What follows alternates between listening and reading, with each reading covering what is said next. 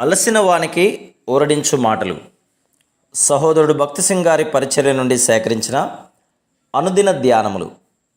July 5. నా శరీరము తిని నా రక్తము త్రాగువాడే నిత్య జీవము గలవాడు. యోహాను సువార్త 6:54.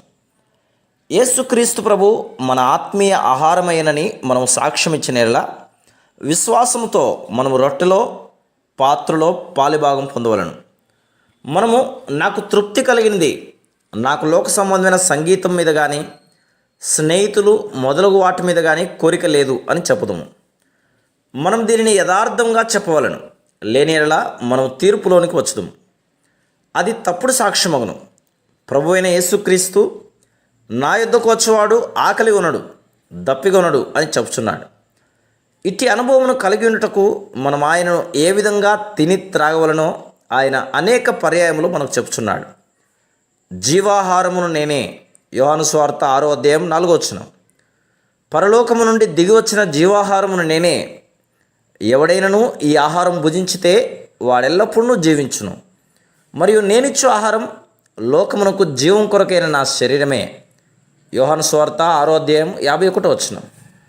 కావున యేసు ఇట్లనెను, మీరు మనుష్య కుమారుని శరీరము తిని ఆయన రక్తము త్రాగితేనే కానీ మీలో మీరు జీవము గలవారు కారు.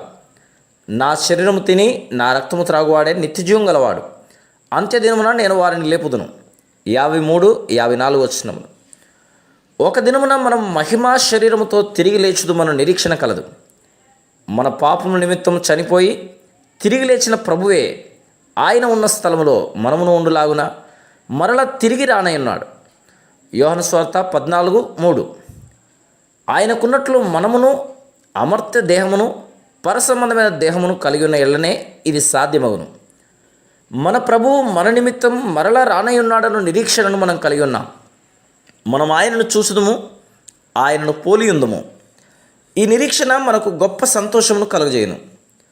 అలవాటుగా బలలో పాలుభాగం పొందుట కంటే నా ప్రభువు నా కొరకు వచ్చుచున్నాడు, ఆయన నన్ను చేర్చుకొనును, నిరంతరము నన్ను ఆయనతో నుండనిమ్ము అని నువ్వు చెప్పవలను. ఆ నిరీక్షణ సహజ సిద్ధంగానే లోక సంబంధమైన నశించిపోవు విషయముల అందరి కోరికల నుండి విడిపించును. యోహాను సువార్త 6:55-56 ప్రభువు నా శరీరము నిజమైన ఆహారమును నా రక్తము నిజమైన పానమునై ఉన్నది. నా శరీరం తిని నా రక్తము త్రాగువాడు నా యందును నేను వాని యందును నిలిచియుందును అని చెప్తున్నాడు. ఆ రొట్టెను నా పరలోకపు ఆహారముగా, ఆ పాత్రను నా పరలోకపు పానీయముగా తీసుకొనుట నేను ఆయన యందును ఆయన నా యందును జీవించుచున్నాడు అని దానికి రుజువు అయినది. 57. దాని అర్థం ఏదనగా ఎల్లప్పుడూ ఆయన సన్నిధి యొక్క గమనికను కలిగి ఉన్నామని అర్థం.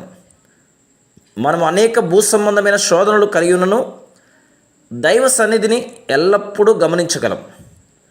పాపము, ద్వేషము, శత్రుత్వము, గర్వముతో కూడిన తలంపు ఆ గ్రహింపు లేకుండా చేయను. ఒకవేళ నీవు నీ భార్య ఎడల కానీ పిల్లల ఎడల కానీ కోపం కలిగి ఉండి ప్రార్థించుటకు ప్రయత్నించిన ఎడల నీ నోటికి మాటలు రావు. కానీ నీవు అవును ప్రభువా, నేను నిన్ను నొప్పించి తిని, నేను నా భార్య, భర్త లేక పిల్లల ఎడల కోపం కలిగి ఉంటిని, దయచేసి నన్ను క్షమించుము అని విశ్వాసముతో ప్రార్థించిన ఎడల నీవు దేవుని సన్నిధిని అనుభవించగలవు. Praise the lord.